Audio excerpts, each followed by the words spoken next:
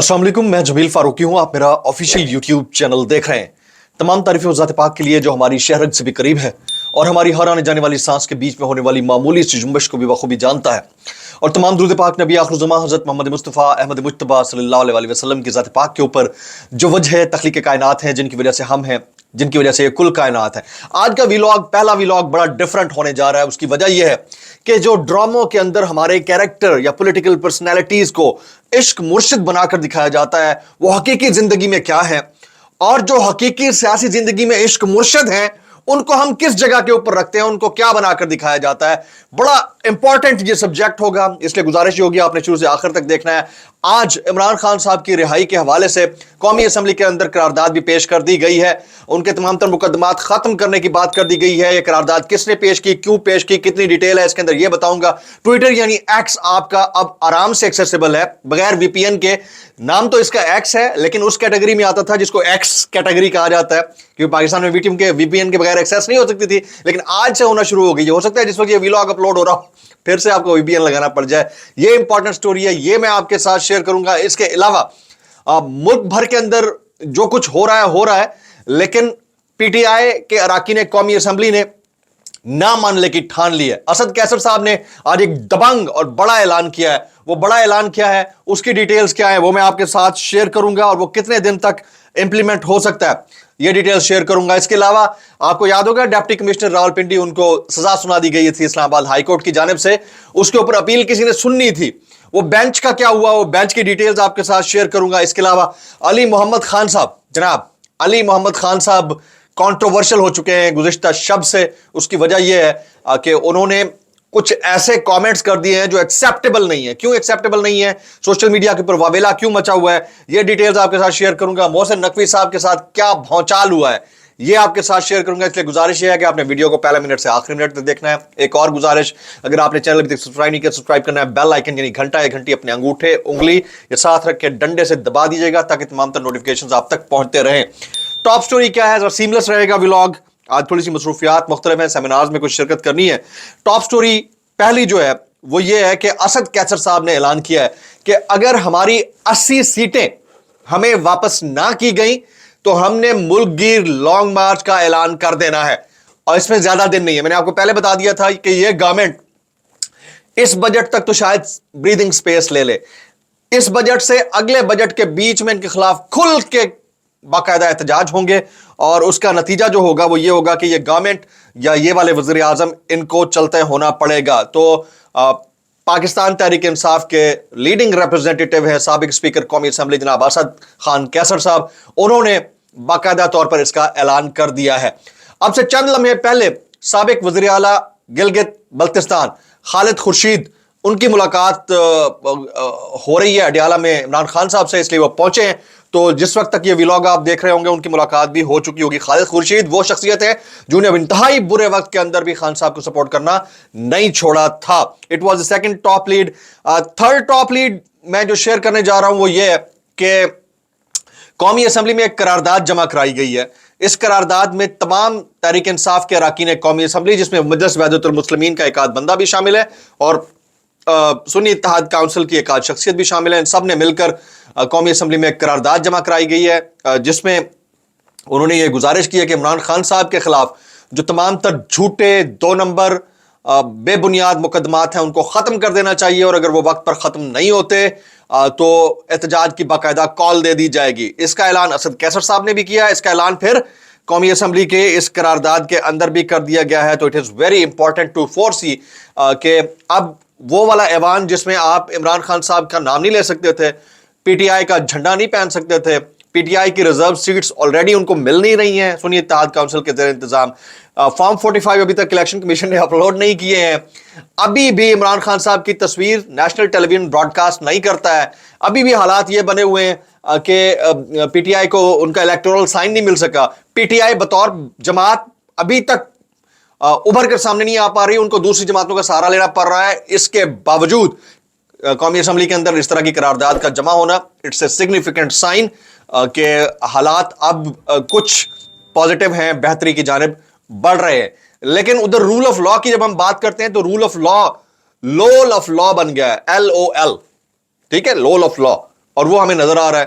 آپ کو یاد ہوگا کچھ دن پہلے جسٹس بابر ستار صاحب نے ایک فیصلہ دیا جس میں ڈپٹی کمشنر راولپنڈی میمن صاحب کو جو ہے انہوں نے سزا سنائی تھی, اور عرفان نواز میمن صاحب کو.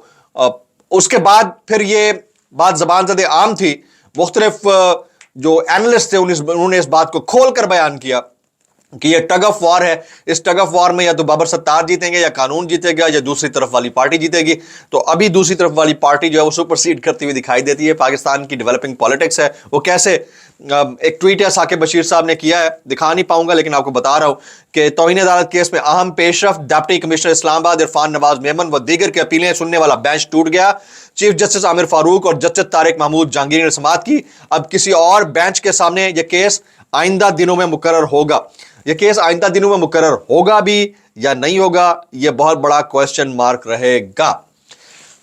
ٹویٹر ایکس, جس کے اوپر ایکس یعنی کاٹا لگا ہوا ہے, تو پاکستان میں اس کے اوپر کاٹا لگا دیا گیا.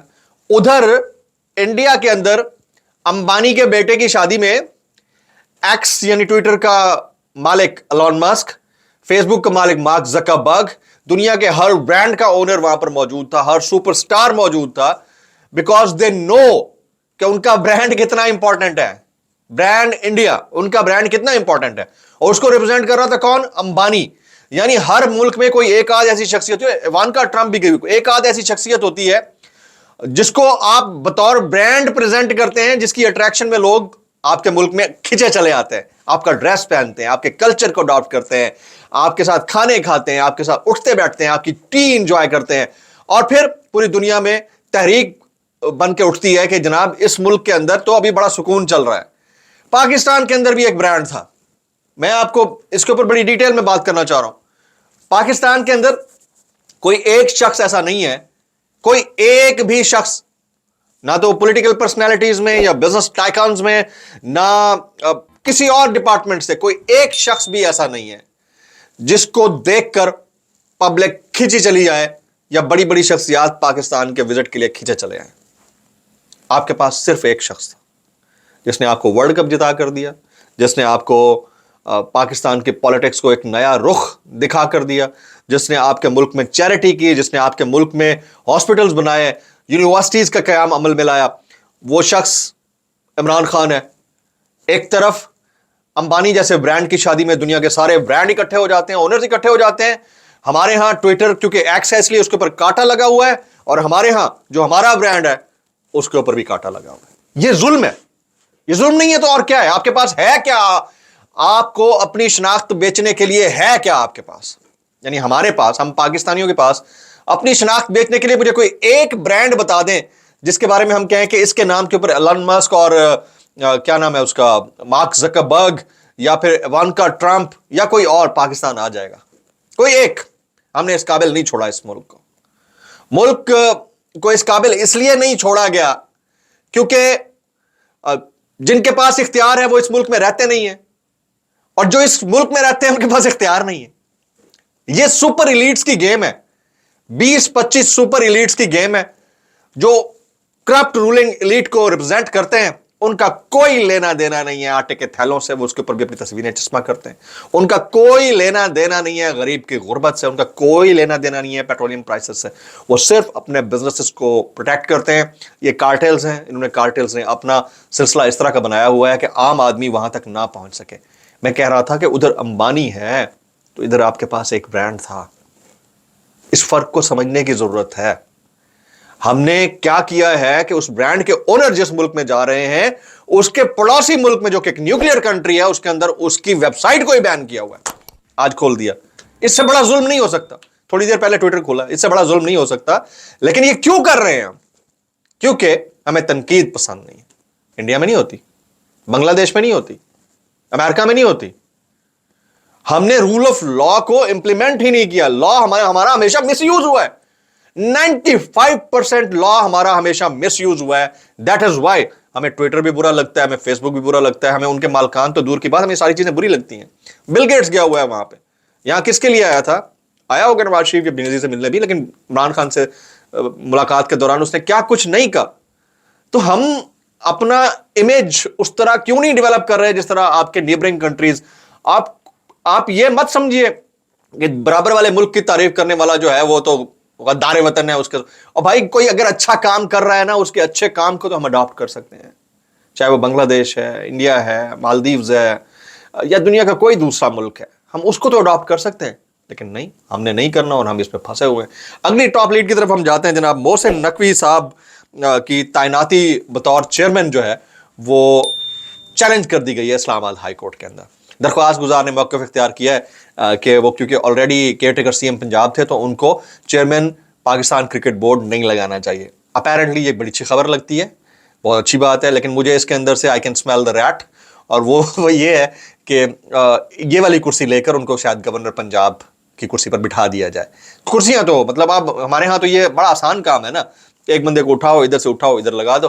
ابھی آپ کے کیئر ٹیکر جو پی ایم صاحب ہیں گئے ہیں, مجھے لگتا ہے کچھ دن بعد آپ کو وہ چیئرمین سینٹ نظر آئیں گے, مجھے ایسا لگتا ہے, اور یہ گورنر صاحب ہو جائیں گے, کیونکہ ایک نہ ایک پوزیشن پہ تو رکھنا ہے, ریوارڈ تو ان کو ملنا ہے. بہرحال یہ والی چیز ہے.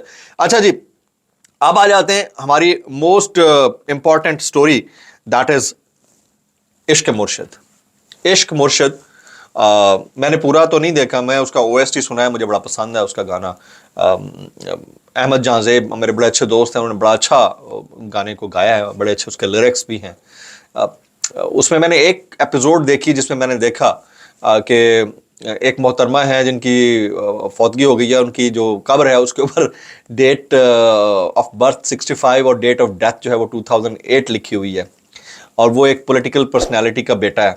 اور اپیرنٹلی پورٹری یہ کیا گیا ہے کہ وہ بلاول بھٹو صاحب جیسی کوئی شخصیت ہیں جو کہ نام بدل کر ایک خاتون دوشیزہ کے پیار میں دل گرفتہ ہو کر اس کے گھر میں رہتے ہیں, اس کے بعد اس کو سچ بتاتے ہیں, اور وہ بڑا انکلائنڈ ہے ٹورڈز دا پبلک کہ پبلک کتنے مشکل حالات میں جی رہی ہے, تو وہ والا کام کرتا ہے. لیکن ہمارے ہاں کام بالکل اپوزٹ ہے. جو کرپٹ رولنگ ایلیٹ ہے نا, اس کا اصل چہرہ اگر آپ دیکھنا چاہیں نا, تو جو بلاول بھٹو زرداری صاحب کا امیج اس ڈرامے کے اندر ایک مطلب ہو سکتا ہے کہ سیم دکھانے کی کوشش کی گئی ہو. اب بعضوں کا سٹوریز ایک جیسی ہو بھی جاتی ہیں, لیکن it was a deliberate act, مجھے تو ایسا لگا. تو اصل چہرہ آپ دیکھیں نا, تو یہ کسی غریب نادار 2 ٹکے کے کسی شخص کو اپنے قریب بھی نہیں بٹکنے دیتے. یہ والی جو رولنگ ایلیٹ ہے, چاہے وہ نواز شریف صاحب ہوں, ان کے صاحبزادی ہوں, یا زرداری صاحب ہوں, ان کے صاحبزادے ہوں, یہ کلچر کو اس طرح انہوں نے پرمان چڑھایا ہوا ہے کہ اپنے گرد انہوں نے ایک سسٹ بنائی ہوئی ہے, اس سسٹ کے اندر کسی کو نہیں آنے دیتے. تو ہمارے ہاں جو ڈراموں کا عشق مرشد ہے وہ حقیقی سیاسی زندگی کے عشق مرشد سے 1000 گنا مختلف ہے. ٹھیک ہے, وہ ایک آئیڈیل ورلڈ ہے اور یہ ریئل ورلڈ ہے. ریئل ورلڈ کے اندر آپ کا مرشد یہاں پر پبلک کا کوئی اور ہے, وہ سب کو پتا ہے. وہ اس وقت سلاخوں کے پیچھے بیٹھا ہے, اس کا نام ہے قیدی نمبر 804 یعنی عمران احمد خان نیازی. اور عمران خان نیازی پبلک کا ریئل ٹرو عشق مرشد بن چکا ہے. یہ میں آپ کو ہوا میں باتیں نہیں کر رہا, آپ حجام سے لے کر سویپر سے لے کر کنڈکٹر سے لے کر ایئر ہوسٹس اور ایئر ہوسٹس سے لے کر کہیں پر بھی دنیا کے کام کرنے والے کسی بھی شخص سے بات کر کے دیکھ لیں, آپ کو میری جو اسیسمنٹ ہے اس کے مطابق 80 to 90% لوگ ان سب سے عمران خان کو بہتر گردانیں گے. آپ کو پتا ہے کہ اس دفعہ ووٹ عمران خان کی محبت سے زیادہ ان سب چوروں لٹیروں کی نفرت میں پڑا ہے. عمران خان کو تو جو لوگ لائک کرتے ہیں, ان کو پتا ہے کہ عمران خان از اے برانڈ, ان کی پرسنالٹی ہے, جو لوگ لائک کرتے ہیں وہ کرتے ہیں.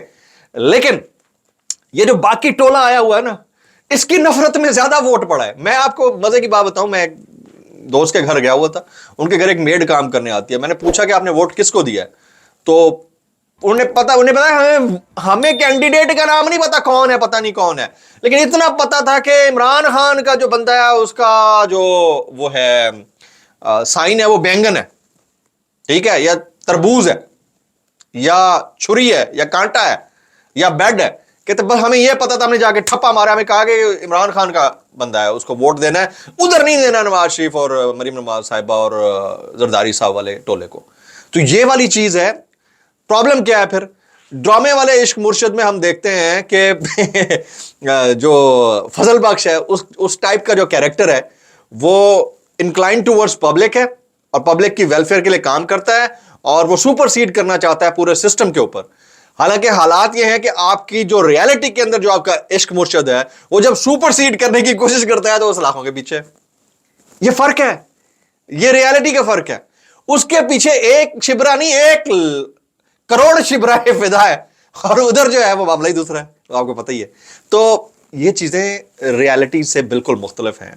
تو ہمارے جو یہ ڈراما پروڈکشن ہاؤسز ہیں، ان کو بھی 10,000 دفعہ سوچنا چاہیے کہ بھائی آپ جو پورٹرے یا پکچر پورٹرے کر رہے ہیں وہ ریئل ہونی چاہیے۔ اچھا اب اس میں انٹینٹ کو آپ چیلنج نہیں کر سکتے، ہو سکتا ہے انٹینٹ یہ ہو کہ یا اللہ ہمارے ملک میں بھی ایسا کوئی سیاستدان آ جائے جو اس طرح کا انکلائنیشن رکھے پبلک کی طرف، ہو سکتا ہے یہ انٹینٹ ہو، لیکن جو آپ ریفلیکٹ کر رہے ہیں وہ آپ کے کلچر کو بھی ریفلیکٹ کر رہا ہوتا ہے۔ تو ہمارا تو یہ کلچر ہے ہی نہیں، ہمارا کلچر تو کیا ہے، پھرتیاں، ہمیں کنجکشن میں جیوگرافی نظر آ جاتی ہے، ہم جو ہے وہ ریالٹی سے ہٹ کر ہم غلط کو سچ اور سچ کو غلط بنا کر پیش کرنے والے لوگوں میں سے ہیں۔